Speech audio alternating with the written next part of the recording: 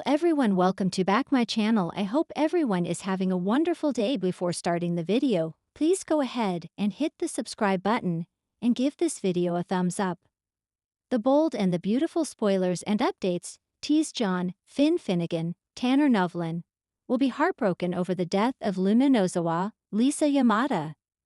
He might hold Steffy Forrester, Jacqueline Missinswood, responsible for not embracing his new daughter. B&B fans will remember how heartbroken Finn was following the entire Sugar, Kimberlyn Brown, stabbing incident. But it was actually Janet Sugar Weber that Steffy killed. When Finn believed that Steffy had taken Sheila Sharp's, Kimberlyn Brown, life, he was initially very distressed about her eliminating his birth mother. Now Finn might grapple with some complex emotions regarding Luna and the dark destiny that appears to await her.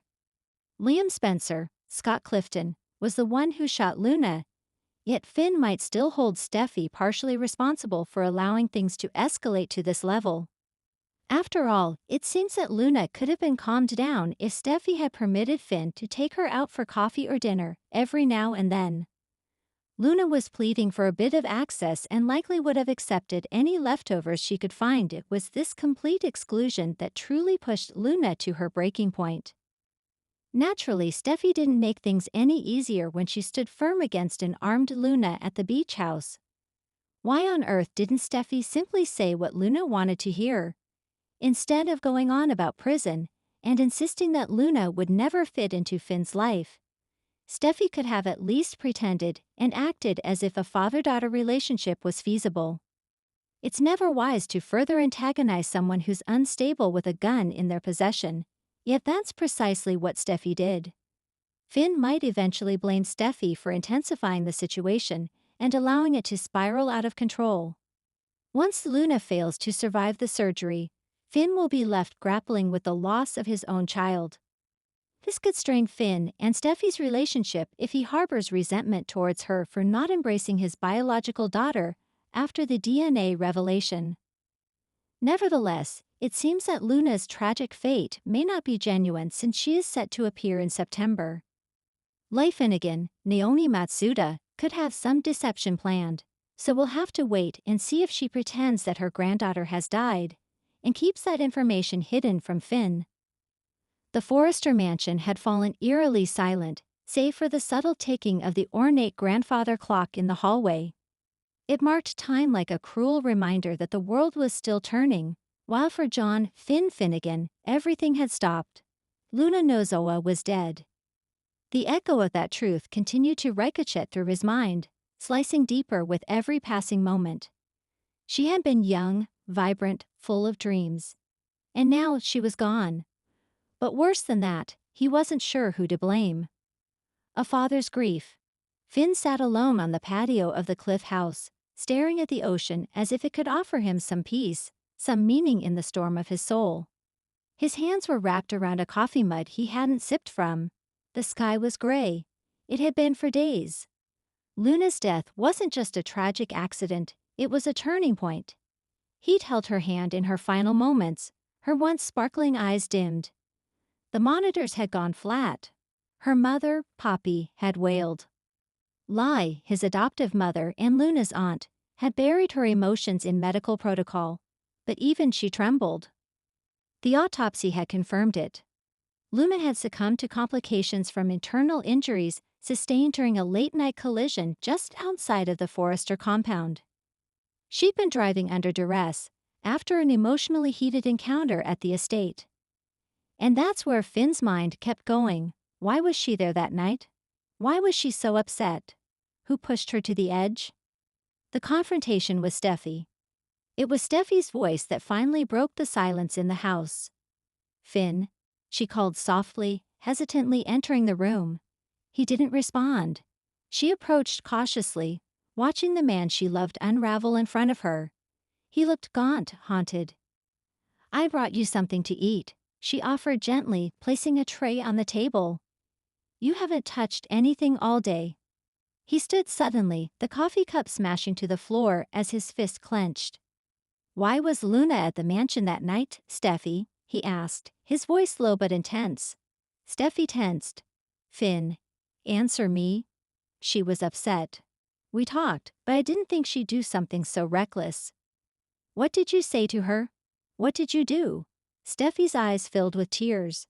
I told her the truth. I told her I couldn't trust her around our family, not after everything that happened with Liam. Finn blinked. You accused her again. She drugged Liam, Finn, she admitted it. She didn't know what she was doing, Finn roared. She was drugged herself. It was an accident, and she was horrified. But you never let her live it down. Steffi swallowed hard, her defenses rising. I was protecting my family. Our children. I didn't want her near us until I knew she was stable. Finn shook his head in disbelief. You broke her, Steffi. That girl was fragile and grieving, and you cornered her. She was trying to build a life, find her place, and you turned everyone against her. Is she lied to us? Is she made one mistake? Finn interrupted coldly, and she paid for it with her life. Lee's revelation. Later that evening, as Finn tried to keep himself from spiraling, Lee stopped by the cliff house. Her eyes were red, but her spine was as straight as ever. I reviewed Luna's medical chart again, she said, without preamble. Finn rubbed his temples. I can't look at another report. It doesn't change anything. There's something you should know. He glanced up wary. Luna didn't die just from the crash, Lee said carefully. She was already physically and emotionally unstable before she got into the car. Her blood pressure was erratic, and she had traces of a sedative in her system. Finn's breath caught. She'd been given anti-anxiety medication, probably recently prescribed. Finn's stomach churned. Poppy said she was having panic attacks. She was. And Steffi's confrontation may have triggered the worst of them. Finn leaned back, guilt and fury mixing into a cocktail of unbearable emotion. She was barely holding on, and nobody noticed, he whispered. The blame game escalates. The next morning, Finn showed up at Forrester Creations unannounced. The executive suite was tense when he entered, with Steffi and Ridge in mid-conversation. Finn, Steffi began cautiously. I need everyone to hear this, he said. Especially you, Ridge. Ridge frowned, unsure where this was going. I want everyone to know that Luna's death wasn't just an accident, Finn said, voice tight. It was preventable. She needed support. Compassion. But what she got from this family was judgment. Finn, Steffi warned. He turned to Ridge. Did you know what she was going through? Did you care? Ridge looked taken aback. She wasn't exactly honest with us, Finn.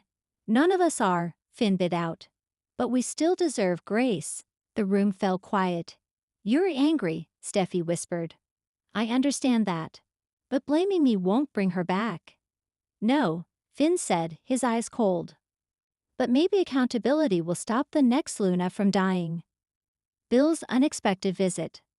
Later that day, Bill Spencer paid Finn a visit at the hospital. The mogul was rarely seen offering sympathy, but Luna's death had shaken even him. She was part of my family, he said. Even if I barely got to know her. Finn nodded silently. Word around town is you're going after Steffi pretty hard. Finn's eyes flicked up. Is that a warning? No, it's a reality check. Be careful with the grief. It eats people alive if you let it. I'm already half gone, Finn admitted. Bill studied him. Then maybe you need to figure out what part of yourself you want to save before it's too late. A ghost in the surf. That night, Finn returned to the beach where he'd once taken Luna to clear her head. Her laughter still lingered in his memory, even over the crashing waves. He sat in the sand, watching the tide. Then he saw her, or thought he did. A shimmer, a shadow. A vision of Luna, smiling softly at him. He blinked, and she was gone. But it was enough. Steffi's breaking point. Back at the Cliff House, Steffi sobbed quietly as she held a picture of their family. Kelly was at a sleepover, Hayes already in bed, and her world was unraveling. Finn had barely spoken to her in days. When he did, it was sharp, distant. She didn't kill Luna, but she had played a part. And now she feared she was losing her husband. She picked up the phone. "Taylor," she said softly. "Mom, I think I need help." Hope's comfort. Meanwhile, Hope Logan found Finn alone at the hospital chapel the next day. "I heard what happened. I'm so sorry," she said gently. Finn nodded. "I'm trying to keep going. For the patients. For the kids. But I don't know how." Hope sat beside him. "I lost Beth once. I thought she was gone forever." "I know that ache, Finn. But you have to let the pain out, or it will eat you alive." "Everyone keeps saying that," Finn muttered. "But what if I deserve it?" Hope shook her head. "You don't. You loved Luna, you tried to protect her. That matters." They sat in silence, the candlelight flickering around them. Poppy's anger. Poppy arrived at the Forrester estate a few days later, storming through the front doors with all the force of a grieving mother. "You ruined my daughter," she screamed at Steffy. Ridge intervened. "Poppy, this isn't the time." "No, it's exactly the time. Your daughter pushed Luna to the edge. She had no right to question her character, to attack her when she was vulnerable." Steffi's eyes welled with tears. "I never wanted this. But it happened," Poppy spat. "And now she's gone." A choice for Finn. In the days that followed, Finn found himself pulled between two worlds, the one where he stayed with Steffi and tried to mend their broken marriage, and the one where he walked away to honor the truth that Luna's death had revealed. On the anniversary of Luna's funeral, just a week after her burial, he made his decision. He returned to the Cliff House one final time, suitcase in hand. Steffi saw him at the door, her face pale. "I need time," he said simply. "Time to grieve. Time to think. Time to heal. I'm not sure I can do that here." "Are you saying it's over?" "I'm saying, I don't know who we are anymore." She let him leave without another word. Final scene, the ocean's cry. As Finn drove away, the ocean shimmered beneath the moonlight. Somewhere, perhaps in the wind, Luna's presence lingered. A ghost of what could have been.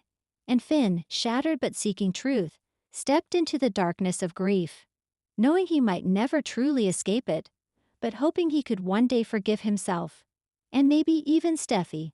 Fade out. Steffi spirals under guilt and turns to Taylor for support. Poppy sues Forrester for negligence related to Luna's death.